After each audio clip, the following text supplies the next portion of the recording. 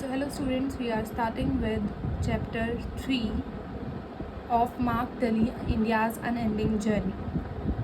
Title is Delhi and Indian Understanding.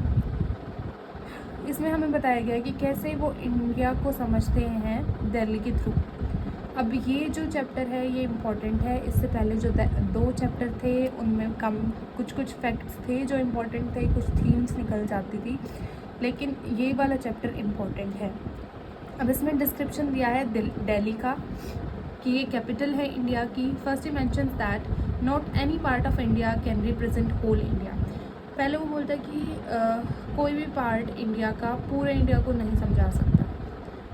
Mumbai and Kolkata is about making money. जो मुंबई और कोलकाता है वो मनी के बारे में है, but not really a commercial city, a strange amalgam of Marxist influences. Chennai and Madras South Indian culture के बारे में बताते हैं. बेंगलोर जो है वो आईटी कैपिटल है इंडिया की. फिर है veteran Gandhian Morarji Desai says I will never come back to Delhi again, it's a city of thieves and thugs. जो गांधी मोरारी जी देसाई हैं वो बोलते हैं कि मैं दिल्ली में दोबारा से नहीं आऊँगा क्योंकि ये सिटी है थीव्स की और ठग्स की. Delhi, a city of dalals, agents, bureaucrats and politicians. Delhi has a stretching history back in Mahabharata, almost before 3500 years. Mahatma Gandhi says, village India is real India. अब ये points जो हैं ये important हैं, इनको याद रखना. Difference between Delhi in 1965 and now, मतलब जो दिल्ली है वो 1965 में कैसी थी और अब कैसी है. Population explosion. पहले 3 मिलियन पॉपुलेशन थी, अब 13 मिलियन है. पहले ओल्ड फैशन थी, अब नए टाउन्स आ गए हैं. सिटी थी साइकिलिस्ट की, पहले वहाँ पर साइकिल चलती थी जब कार नहीं थी.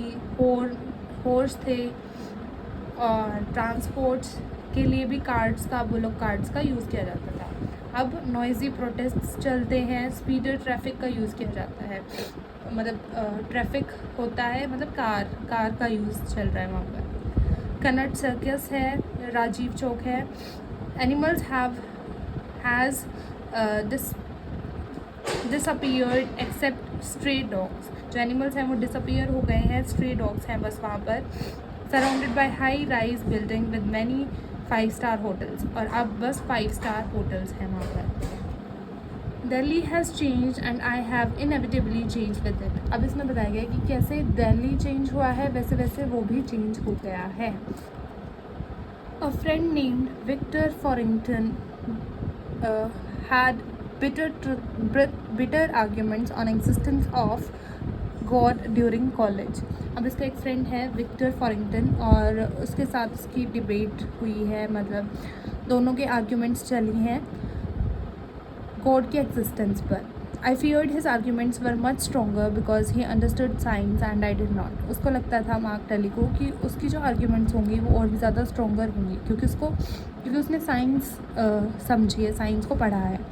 Now that India has taught me the uncertainty of certainty, but India से मेरे को सीखने के लिए मिला है कि जो सर्टेन चीज़ है वो भी अनसर्टेन है. Now he did not feel threatened. अब वो थ्रेटन फील नहीं करता. He does not believe in science, theology, philosophy or any other discipline. वो इन पर बिलीव नहीं करता क्योंकि उसने जो खुद लर्न किया है, जो उसका खुद एक्सपीरियंस है, वो उस पर ही अब बिलीव करता है. He has learned open mindedness in Delhi. Delhi में रहकर उसने ओपन माइंडनेस सीखी है. He stayed in क्लैरिज होटल, और फिर बाद में वो डिस्क्रिप्शन देने लग जाता है रूम्स का. इसके बाद है यहाँ से Radha Krishnan explains that Hinduism does not demand certainty. मतलब हिंदुइज़म में सर्टेनिटी की डिमांड नहीं है. He described Hinduism as a movement, not a position, a process, not a result, a growing tradition, not a fixed revelation. ये इस point को आप use कर सकते हैं अपने रिलीजन की थीम में कि जो हिंदुइज़म है वो एक मूवमेंट की तरह है. मतलब वो रुकी नहीं हुई, कोई पोजीशन नहीं है, वो एक प्रोसेस है जो आगे बढ़ता जा रहा है, वो कोई रिज़ल्ट नहीं है. एक ग्रोइंग ट्रेडिशन है, ग्रो कर रहा है ये ट्रेडिशन, कोई रेवोल्यूशन नहीं है जो कि फिक्स्ड हो. That's it, students.